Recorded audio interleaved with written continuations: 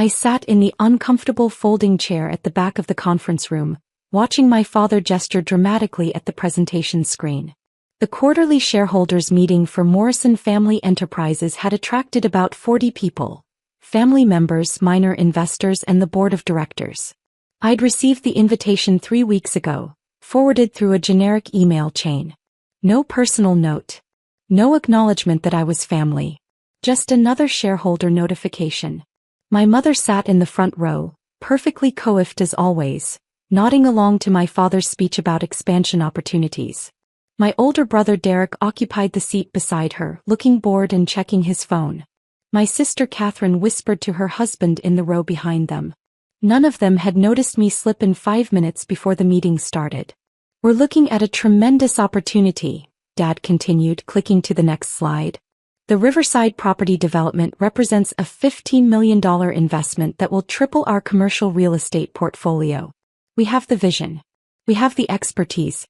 What we need is committed partners who understand business." He paused for effect, scanning the room with that confident smile I'd seen my entire childhood. The smile that said he knew exactly how things would go because they always went his way. "Which brings me to an important announcement," he said. "We're opening partnership opportunities to serious investors only. People with proven business acumen and substantial capital to contribute. This is a family business, but not everyone in the family is cut out for high-level business operations." A few people chuckled. My mother's friend Patricia actually nodded in agreement. I kept my expression neutral, my hands folded in my lap. "Now, I know some people might think they're entitled to partnership positions simply because they share the Morrison name," Dad continued. His eyes swept the room but never quite landed on me. "But this company was built on merit, not handouts. We need partners who bring something to the table." My phone buzzed silently in my pocket. I ignored it. My lawyer could wait another 30 minutes. Derek finally looked up from his phone. "Dad's right. We can't have people without business experience trying to make executive decisions. This company is too important." Catherine nodded. "It's about protecting what Grandpa Morrison built. He'd want people who understand corporate strategy involved in major decisions." The irony wasn't lost on me. My grandfather had started this company 43 years ago with a single hardware store. He'd built it through hard work and careful investments, expanding into commercial real estate, property management, and construction supply. He died 8 years ago, leaving the company to my father with instructions in his will that I'd never been allowed to read. I'd been 21 then, fresh out of college with a business degree that my parents had begrudgingly paid for, expecting me to get some entry-level corporate job and stop bothering them about the family business. Instead, I'd taken a job in a warehouse. My phone buzzed again. Another message from Richard Pemberton, my attorney. I sent him a quick text. "Still in meeting. Stand by."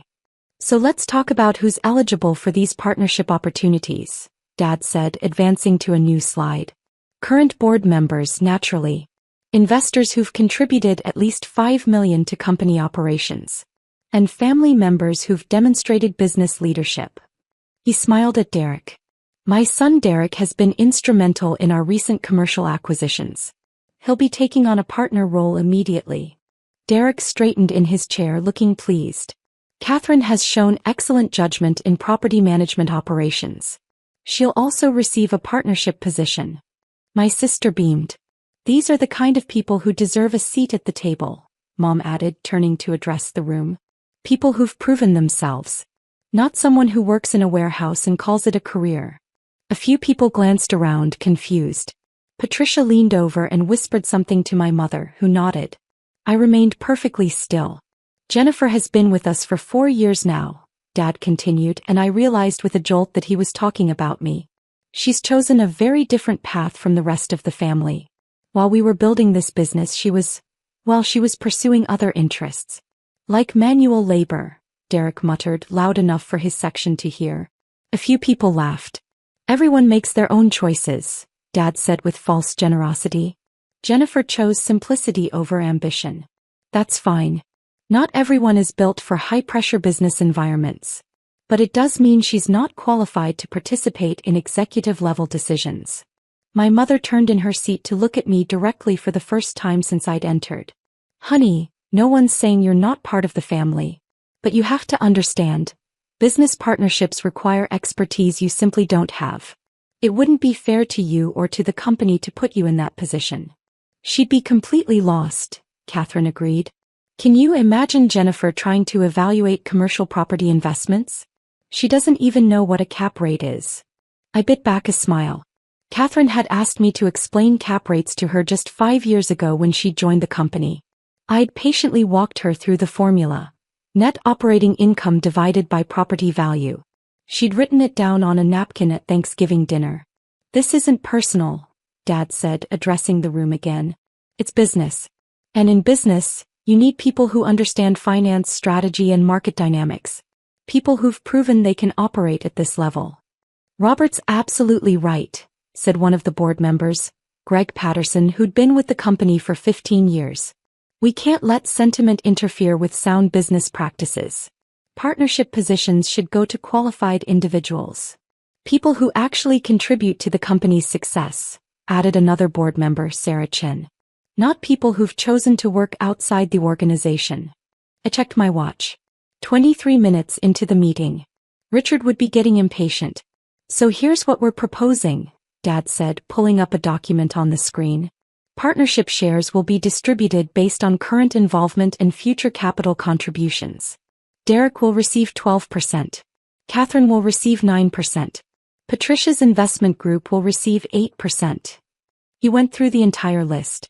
Board members, long-term investors, family friends who'd contributed capital over the years. My name never appeared. This represents a total of 47% of partnership shares, Dad concluded. Combined with my existing 43% ownership, this gives us 90% total.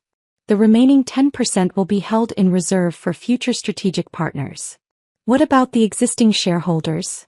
Someone asked from the middle of the room. Existing minority shareholders retain their current positions, Dad said smoothly. This partnership structure operates at a different level. These are the people making executive decisions and committing substantial capital for expansion. And Jennifer? Patricia asked, glancing back at me with barely concealed pity.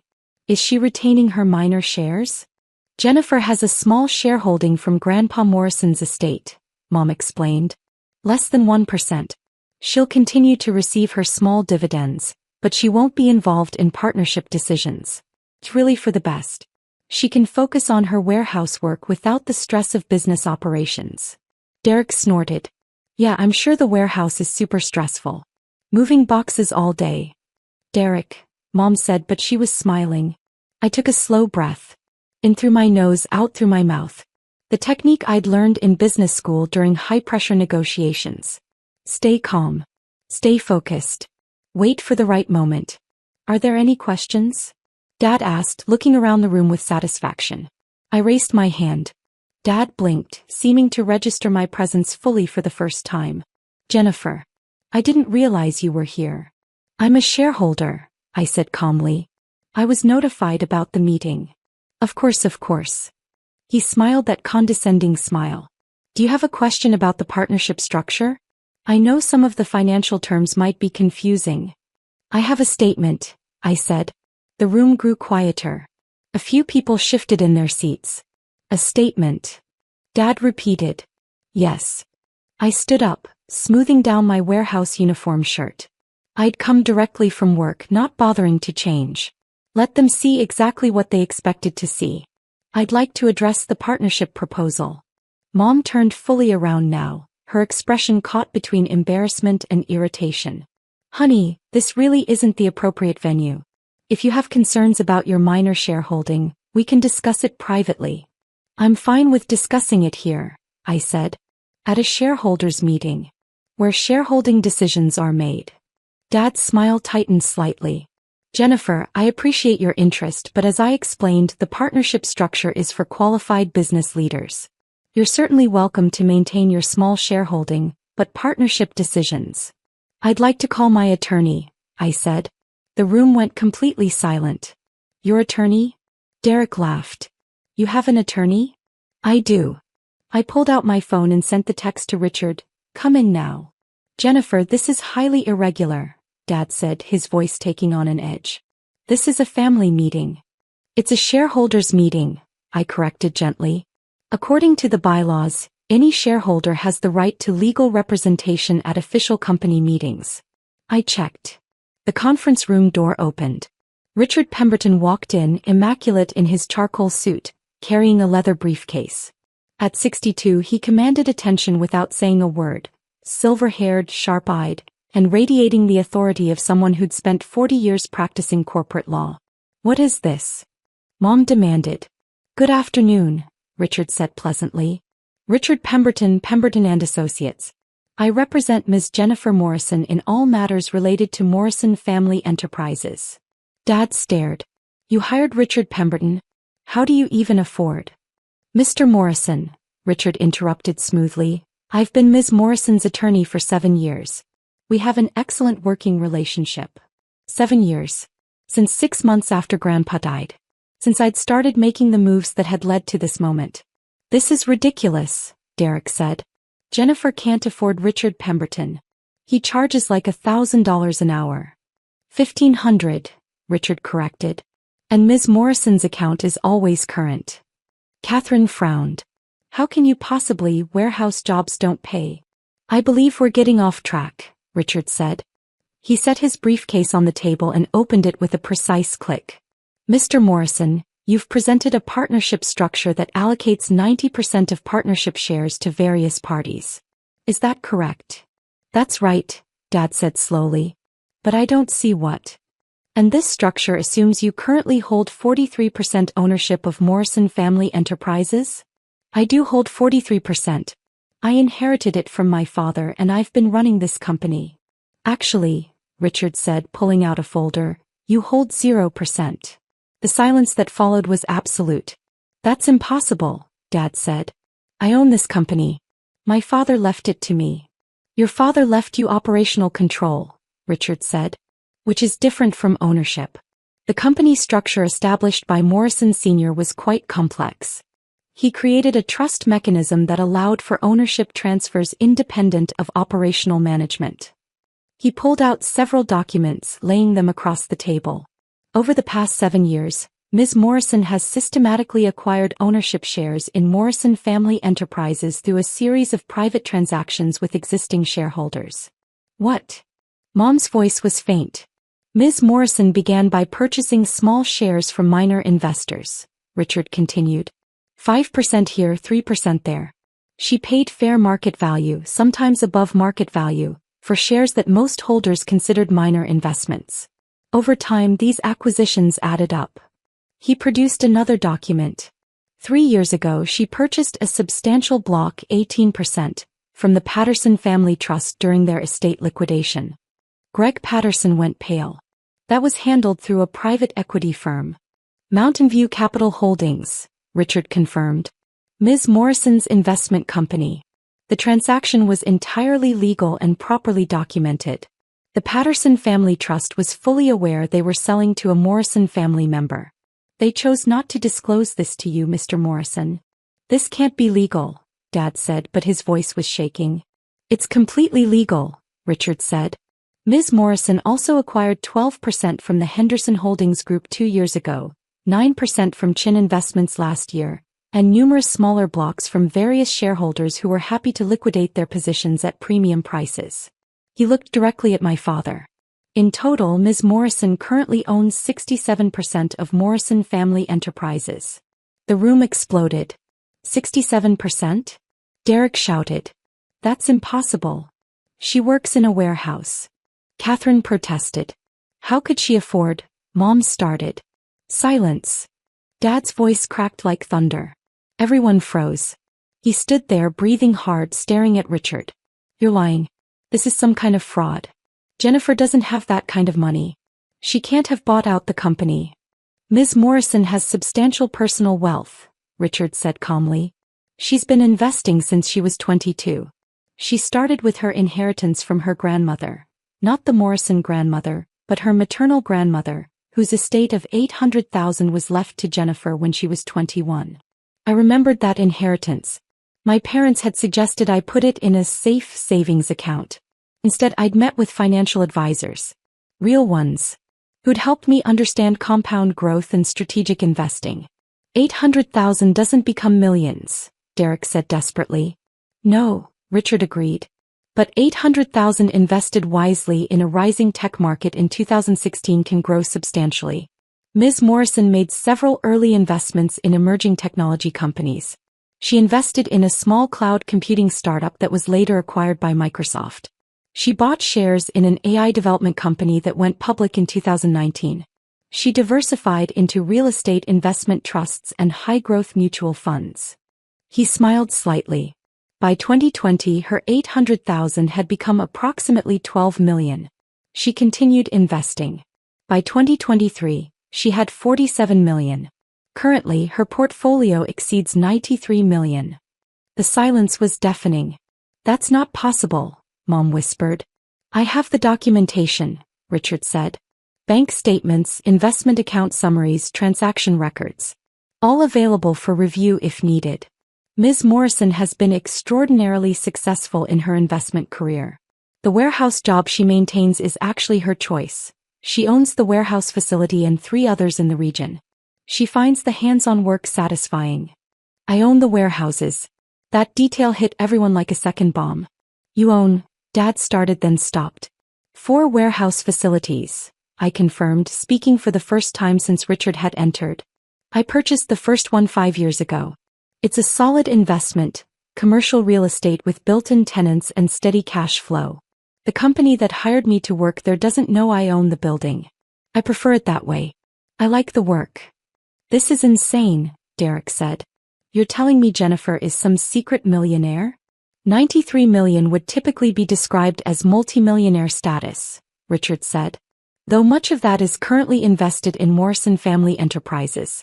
Ms. Morrison has spent approximately 68 million over 7 years acquiring 67% ownership of this company. Dad sank into his chair. Why? I looked at him.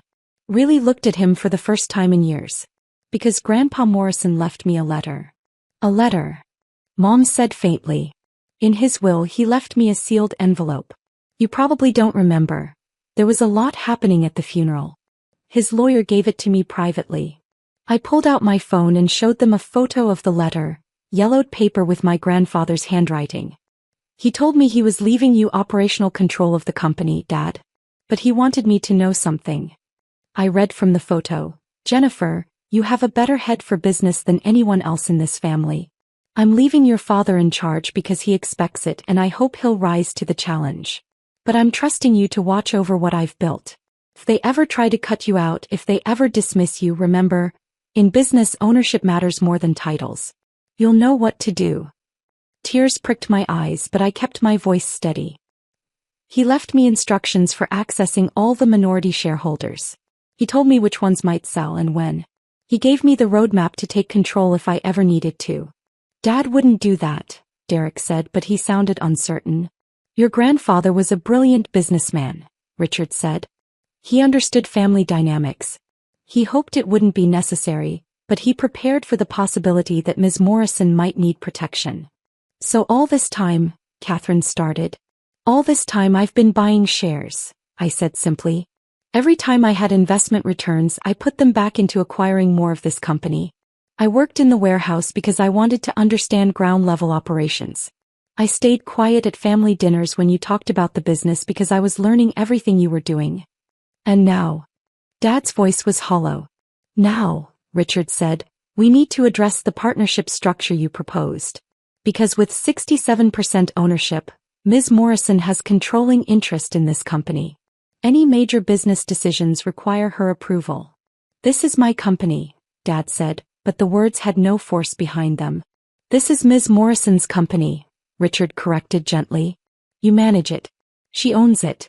There's a significant difference. Mom stood up suddenly. We'll contest this. There must be some legal basis. There isn't, Richard said.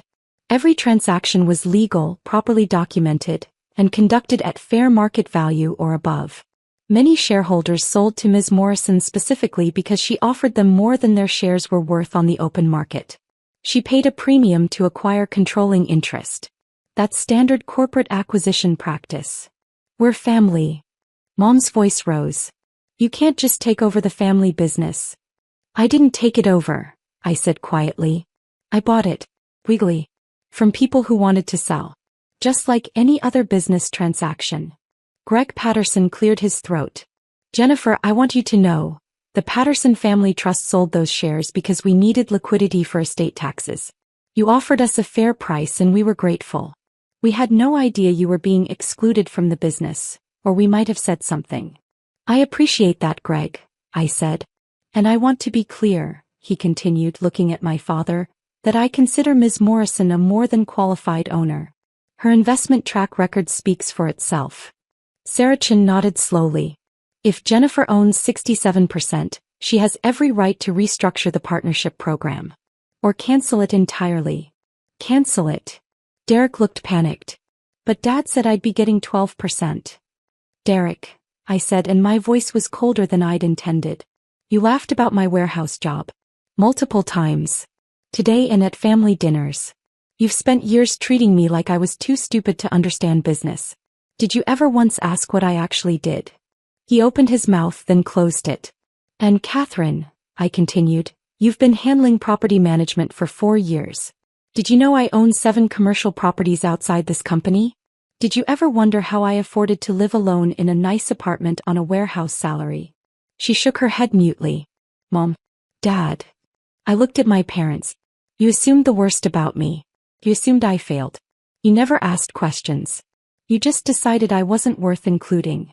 We thought, Mom started. You thought I was simple, I said. You thought I took the easy path. You never considered that I might be building something you couldn't see. Dad's hands were shaking. So what happens now? You fire me? Take over the company? I glanced at Richard, who nodded slightly. Here's what's going to happen, I said. The partnership structure you proposed is cancelled. There will be no partnership shares distributed without my approval as majority owner. Derek made a small, despairing sound. However, I continued, I'm not interested in day-to-day management. I like my work. I like my life. So Dad, you'll continue as CEO but with conditions. He looked up, hope flickering in his eyes. First, all major business decisions, anything over $5 million, requires my approval. Second, Derek and Catherine, you'll continue in your current roles, but you'll report to a new COO who actually understands operations. I'm hiring someone from outside the family. You can't, Derek started. I can, I said simply. I own 67%. I can do whatever I want with this company. Be grateful I'm leaving you employed. Third, I said, looking at my mother, there will be no more family meetings where my role in this company is discussed without me present. If there are shareholder meetings, I expect to be notified as the primary shareholder. No more generic emails. Mom nodded slowly, looking dazed. Fourth, the Riverside property development that Dad mentioned? It's approved, but I'll be reviewing all contracts personally. Richard will handle the legal oversight. We're not moving forward on $15 million without proper due diligence. I've been planning that project for months, Dad protested. And now you'll plan it with proper oversight, I said. Which is how businesses should run. Is there a fifth condition? Patricia asked quietly. Yes. I looked around the room at all the shocked faces. Everyone in this room will sign a non-disclosure agreement about the ownership structure. I don't want this becoming public gossip. The official story is that I've been a silent investor for years, and we're now formalizing my role. No one discusses my personal finances. No one talks about how the family treated me. We move forward professionally. And if we don't sign? Derek asked defiantly. Then I restructure the entire company, starting with terminating every family member's employment and hiring a completely new management team, I said calmly. I'd prefer not to do that because despite everything you are actually decent at your jobs. But I will if I have to. The fight went out of him. Richard, can you distribute the NDAs? I asked. He pulled out a stack of documents from his briefcase. Already prepared. Everyone who wishes to remain involved with Morrison Family Enterprises will need to sign before leaving today. People began signing. One by one. The board members. The investors. My family. When my father signed, his hand was still shaking. He looked up at me. I really believed you were just simple, content with less. I know, I said. Your grandfather really left you that letter? He really did. I showed him the actual letter, pulling it from my jacket pocket. He knew you'd need someone watching. He trusted me to do it. Dad's eyes filled with tears as he read Grandpa's handwriting. He was right. You're better at this than any of us. It wasn't an apology. Not really. But it was something. The warehouse job, Mom said suddenly. Do you really like it? I really do, I said. It's honest work. Keeps me grounded. And it's satisfying to build something with your hands. You should try it sometime. She almost smiled. Almost. As people filed out, signing their NDAs and avoiding eye contact, Richard packed up his briefcase. Well executed, he said quietly. Your grandfather would be proud. Thanks for being here, I said. That's what you pay me for. He smiled. Though I have to say, the look on their faces when I said 67%, that might have been the highlight of my legal career. After everyone left, I stood alone in the conference room, looking at the presentation screen still showing Dad's partnership distribution plan. All those percentages. All that confidence. All that assumption that I didn't matter. My phone buzzed. A text from my warehouse supervisor. You coming back for the afternoon shift? I smiled and texted back. On my way. I had boxes to move. A business to run from the shadows. And a family that would never underestimate me again. The warehouse was honest. The warehouse was real. And now, the warehouse was owned by someone who controlled 67% of a multi-million-dollar family enterprise. Grandpa Morrison had taught me that business wasn't about titles or recognition. It was about ownership. About making smart moves when no one was watching. About building something real. I'd learned that lesson well. As I drove back to the warehouse, still in my work uniform, I thought about the looks on their faces. The disbelief. The slow, dawning realization that they'd completely misjudged me. Tomorrow things would be different. Tomorrow I'd receive respect. Tomorrow they'd include me. But today I'd move boxes. I'd do the work I enjoyed. I'd be exactly who I'd always been. Just with 67% controlling interest in the family business. I pulled into the warehouse parking lot, checked my reflection in the mirror and smiled. Sometimes the best power is the power no one knows you have. Until the moment they need to know. And in that conference room today, they'd learned exactly how much power I'd been holding all along.